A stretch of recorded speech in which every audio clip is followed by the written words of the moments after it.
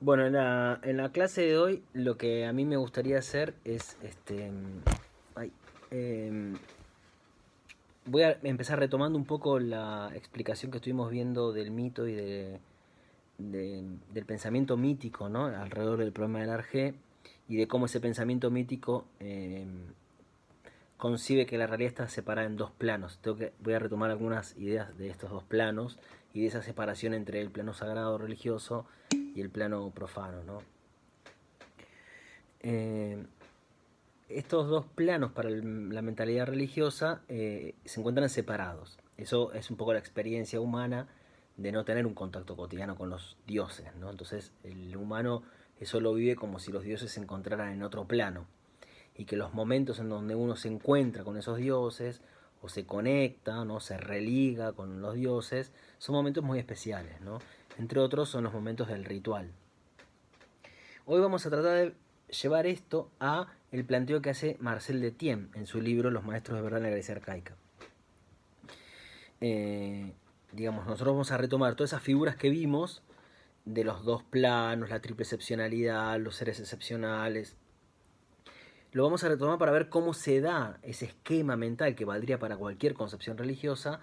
Lo vamos a llevar a el caso de la Grecia arcaica desde el planteo que hace Detienne. Entonces, eso es un poco lo que vamos a hacer ahora. Voy a empezar explicando algo del título del libro de Etienne, que es una de las preguntas que me acaban de hacer, sobre la aletheia o la verdad. En griego, verdad se dice aletheia. Esta es la palabra griega para verdad. El libro de Etienne se llama Los maestros de verdad en la Grecia arcaica. Eh, ¿Quiénes son los maestros de verdad y qué es esa verdad? Los maestros de verdad son los seres excepcionales. Los maestros de verdad son esas figuras que nosotros vimos en las clases anteriores, que son humanos, que por un favor divino, por una gracia divina, por una especie de regalo que nos hacen los dioses, esos humanos se convierten en una especie de canales de comunicación entre el ámbito divino y el humano, ¿no?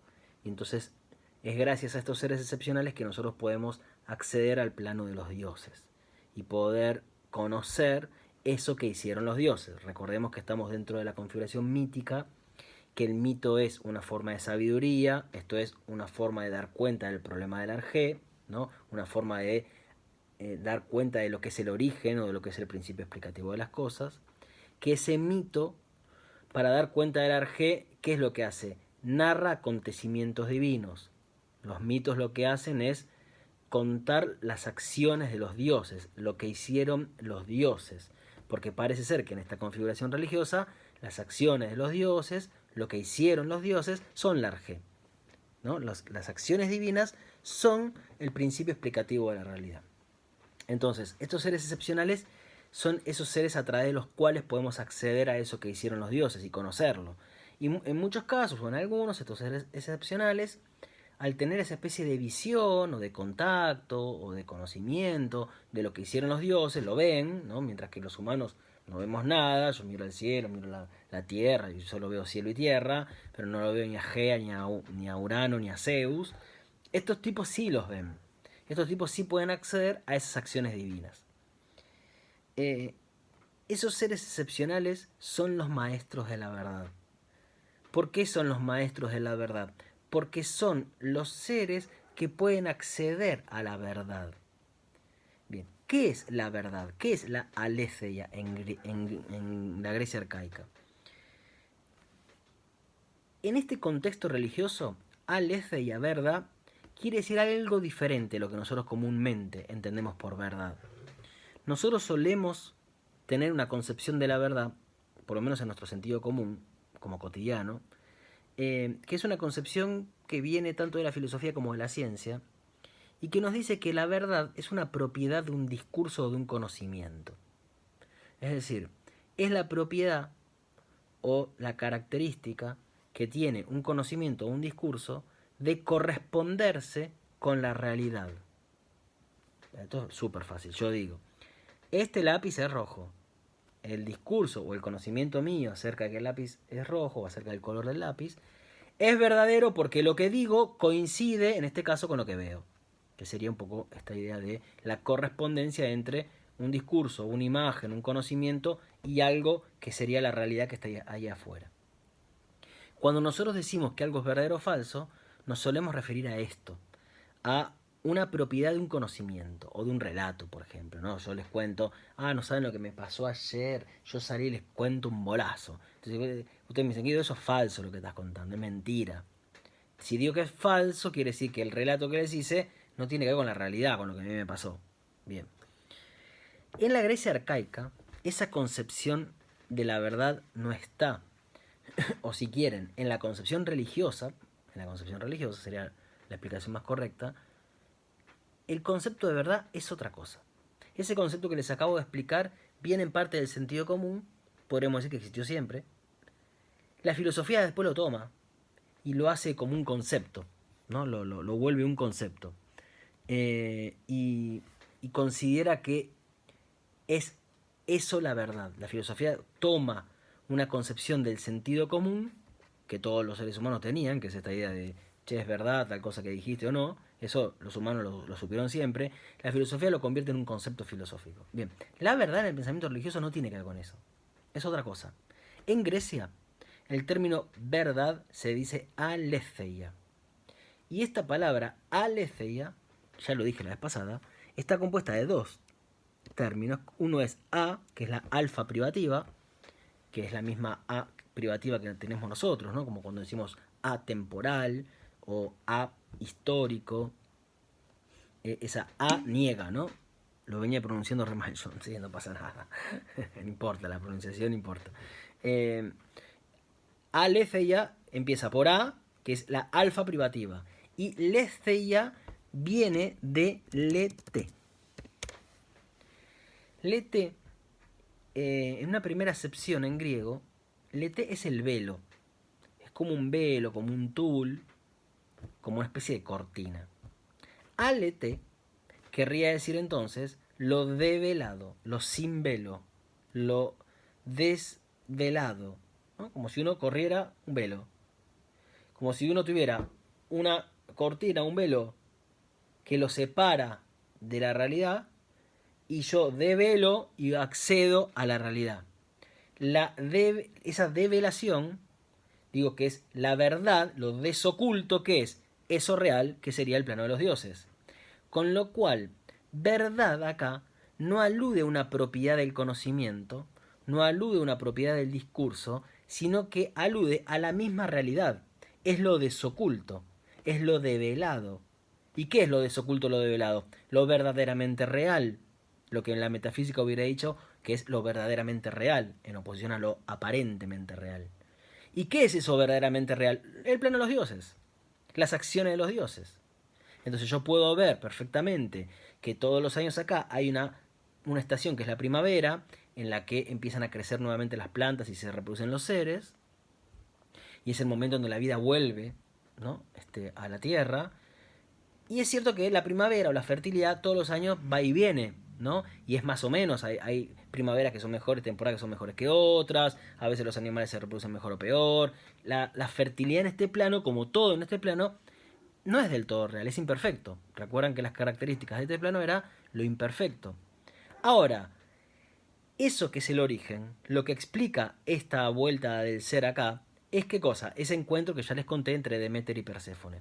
Ese encuentro que es como el origen de la fertilidad, de la idea de que Deméter le da fertilidad a las cosas porque está como feliz y alegre por el encuentro con su hija, eso es lo que desoculta el poeta.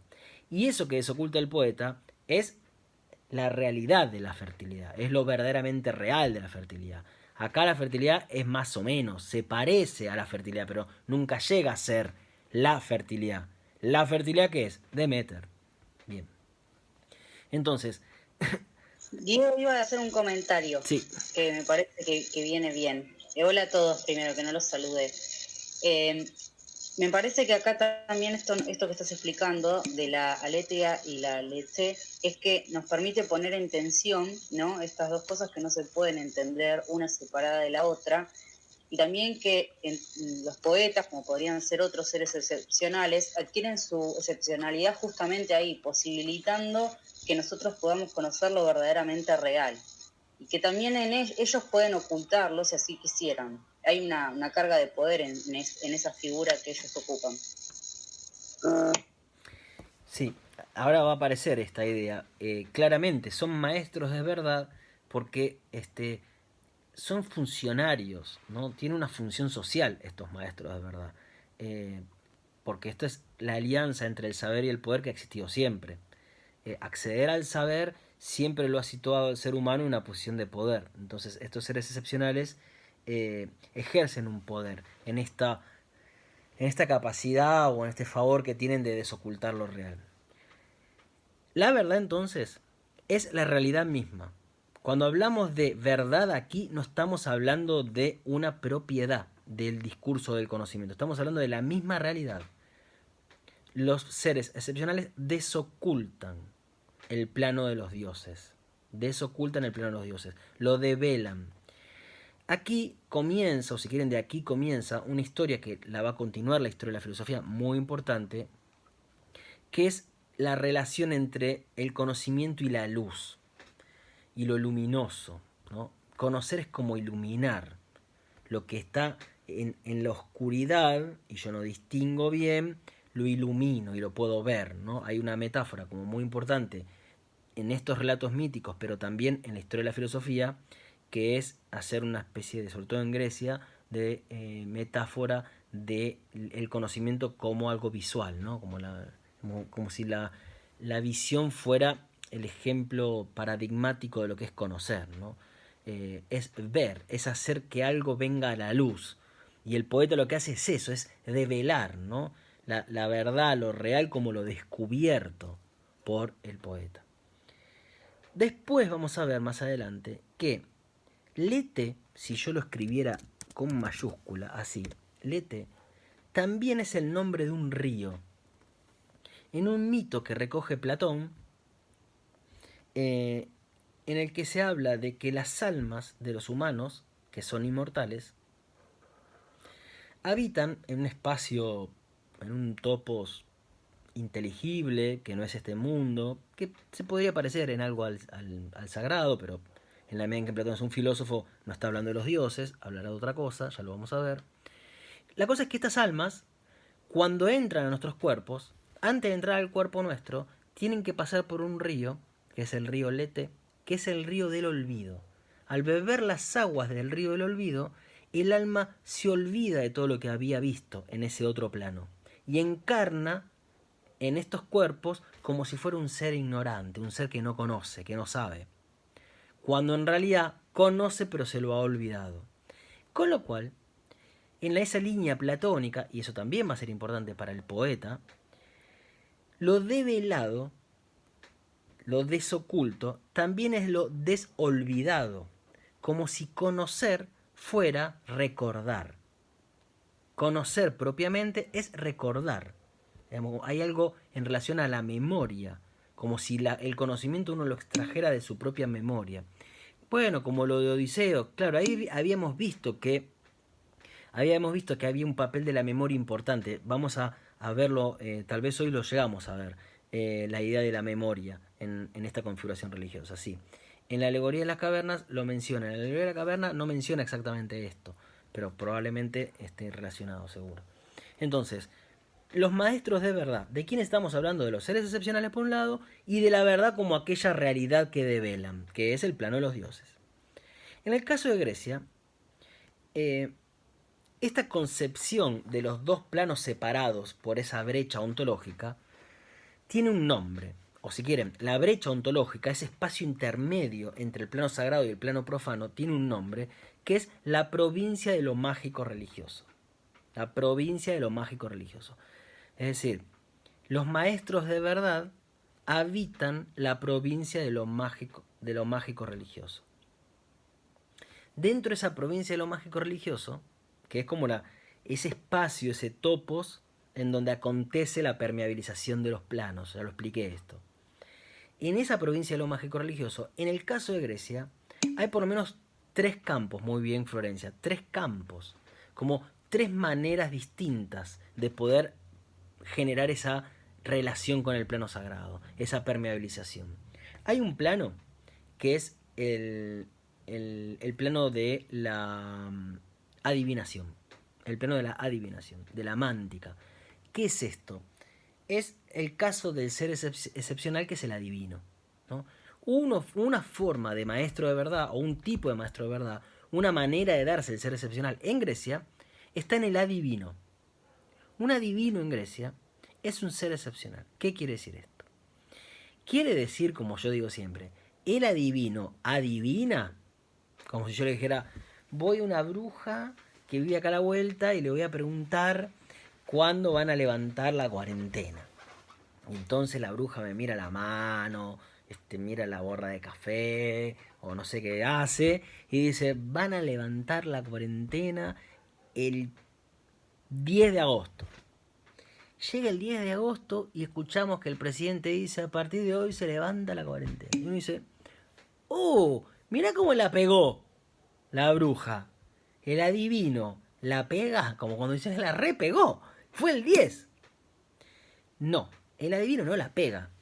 Porque el adivino en el sentido religioso, no se olviden que es un ser excepcional, no está adivinando. El adivino está viendo el futuro.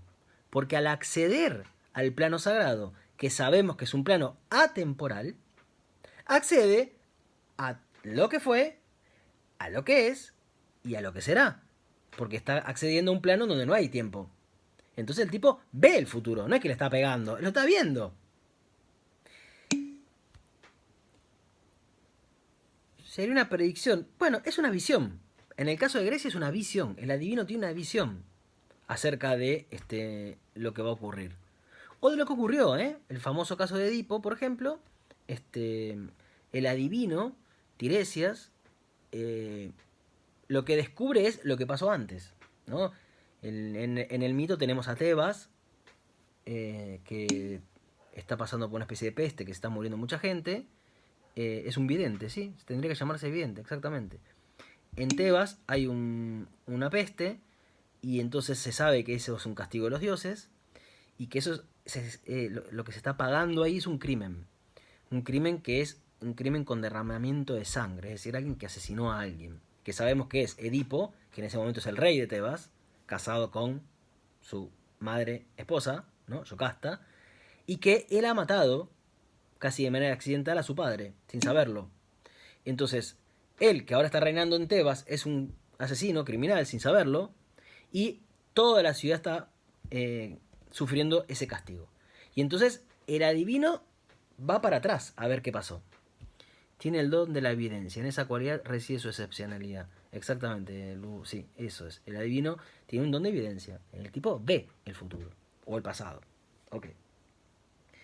Bien. Entonces hay un campo, dentro de esa provincia de lo mágico religioso hay un campo que es el campo como de la adivinación. Después hay un campo que es el de la soberanía, que es en donde aparece el rey de justicia, que es otra figura, que tiene que ver con otro ámbito, con otro registro de la realidad que tiene que ver con la justicia y con la ley. Habrán visto, no es exactamente lo que explica de ti, pero para que entiendan algo de esto, existían culturas, siempre existieron culturas, en donde la justicia se resolvía también mediante un ser excepcional. En donde, por ejemplo, para saber si alguien había cometido un crimen o si era culpable, se lo acusaba a alguien de culpable. Bueno, que lo decían los dioses. Entonces, ¿qué es lo que hacían?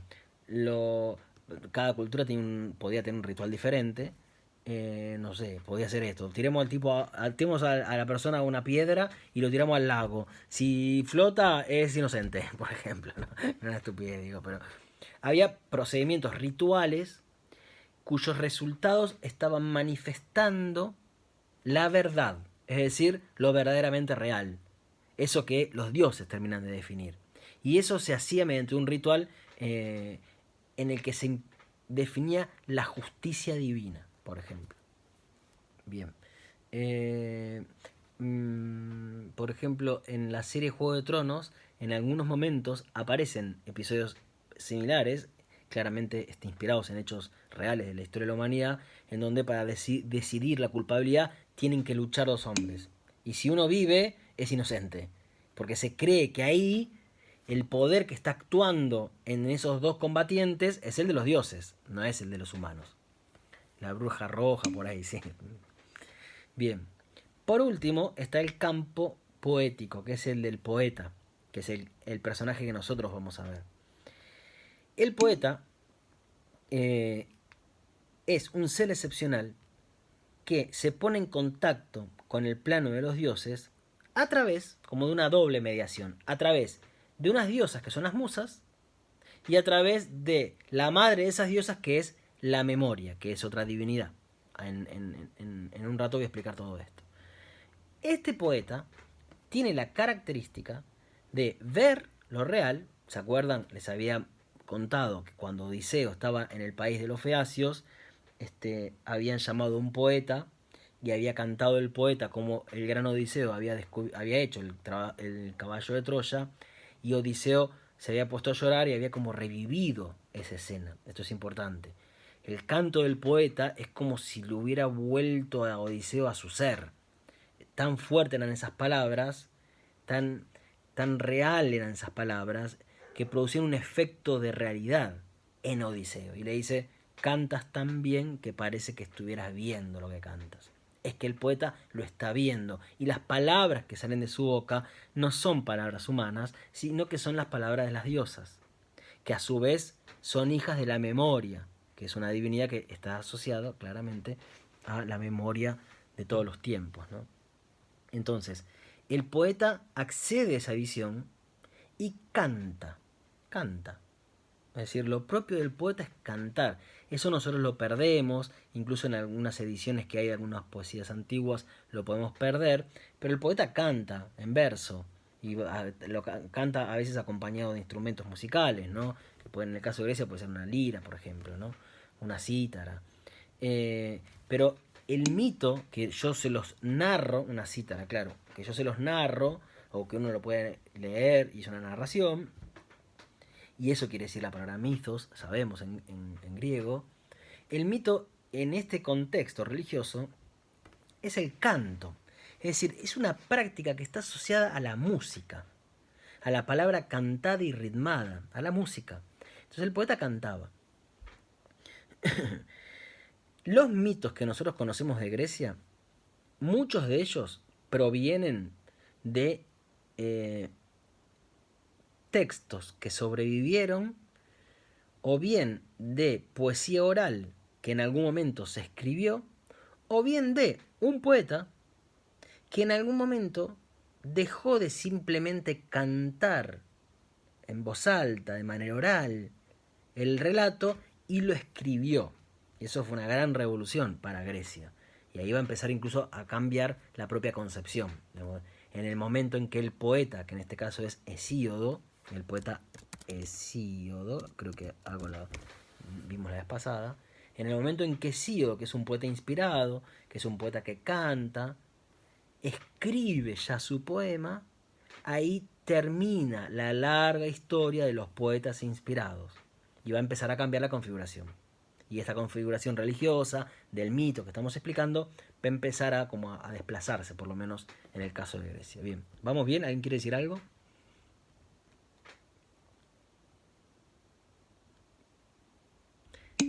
Maestro de verdad y ser excepcional son sinónimos, entonces. Sí, en este contexto serían sinónimos. Las palabras son importantes porque por algo están ahí las palabras. En filosofía saben que no es que se dicen porque sí. Maestro de verdad, hay que saber qué quiere decir verdad. Ser excepcional, hay que saber qué quiere decir ser excepcional. ¿Sí? Ser excepcional no es cualquier ser, no es cualquier humano. ¿En dónde radica su excepcionalidad? En que accede al plano divino. ¿Accede a qué? A la verdad, en definitiva. O, si quieren, es el ser a través del cual se desoculta lo real. Como si yo corriera el velo, puedo ver a los dioses. Claro, eso lo hacen ellos. Para nosotros estamos al lado del poeta mirando y no vemos nada. Ahora el tipo está viendo todo esto, está viendo, no sé, una película de Hollywood más o menos. Y nosotros estamos así y vemos las estrellas nada más. El ser excepcional puede acceder a la verdad. ¿Sí? Devela, descorre esa distancia que nos separa de los dioses. Bien. La diferencia entre maestro de verdad y ser excepcional, un matiz, pero que es importante, me parece, es, podemos pensar que el concepto de ser excepcional sería válido para todas las culturas. Y después cada cultura le ha dado forma distinta a ese ser excepcional. Un profeta es un ser excepcional. ¿Qué hace el profeta? El profeta escucha a Dios. Un chamán es un ser excepcional. ¿Qué hace el chamán? Un montón de cosas, entre otras, conocer lo que hicieron los dioses. En Grecia, un ser excepcional es un poeta. ¿Todas las culturas llamaron a los seres excepcionales maestros de verdad? No, esto es un rollo griego. Son los griegos que interpretaron, definieron a la realidad como la verdad, como aquello que está desoculto para los humanos, lo que puedo desocultar, ahí está la verdad. Bien, entonces son sinónimos, pero en realidad te podría decir sinónimos o el maestro de verdad es la versión griega del ser excepcional. ¿Sí? Eso podría ser también un ejemplo. Entonces, el contexto del libro de Etienne en parte es este, ¿no? Es entender experiencias arcaicas de la Grecia arcaica de contacto con lo divino, de experiencias con la verdad y de seres que además, y acá viene la otra parte que me faltaba, son maestros. La cultura los considera como maestros. Nosotros, si queremos aprender algo, queremos saber, no sé, cosas de la realidad, de la naturaleza, o queremos aprender o enseñar costumbres, una moral, ¿qué hacemos? No sé, en una época se iba a la escuela, no sé qué era la escuela ahora, pero imagino que algo hace todo esto. No sé, hoy en día en parte esto también lo hacen los grandes dispositivos o agenciamientos como discursivos, ¿no? Los grandes medios de comunicación enseñan, definen a la realidad, formatean a la gente, a su pensamiento. Antes, ¿dónde uno encuentra las enseñanzas? ¿Por dónde uno pasa? ¿Por dónde pasa el aprendizaje de cómo ser un ser humano en ese mundo? ¿Cómo me ubico en mi sociedad? Son estos tipos. Porque en manos de estos seres excepcionales, de estos maestros de verdad, se encuentra el saber. Entonces, no es simplemente el tipo, no es simplemente lo ven y se lo guardan. Jajaja, qué lindo, no se lo cuento. No, no. Ellos están ahí para poder transmitir a los humanos lo que es la realidad. Y en ese mito hay de todo, no hay solo explicación de dónde viene el universo. También hay modelos de conducta, patrones, valores, ideales.